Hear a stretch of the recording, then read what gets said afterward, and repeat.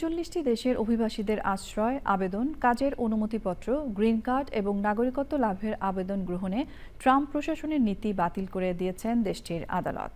২০২৬ সালের মার্চ মাসে Asia, Africa, মধ্যপ্রাচ্য ও লাতিন আমেরিকার ৩৯টি দেশের অভিবাসীদের আশ্রয় আবেদন এবং কাজের অনুমতিপত্র, গ্রিন কার্ড এবং নাগরিকত্ব লাভের আবেদন গ্রহণের ক্ষেত্রে ট্রাম্প প্রশাসন যে নিষেধাজ্ঞা দিয়েছিল, যুক্তরাষ্ট্রের একটি ফেডারেল আদালত তা বাতিল করে দিয়েছে।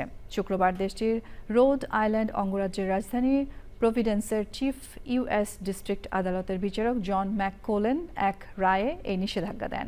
সেই সঙ্গে যুক্তরাষ্ট্রের স্বরাষ্ট্র মন্ত্রণালয়ের অধীন মার্কিন নাগরিকত্ব ও অভিবাসন পরিষেবা সংস্থা US citizenship and immigration services USCIS কর্তৃক গৃহীত নীতিগুলো বাতিল করে দিয়েছেন বিচারক ম্যাককোনেল।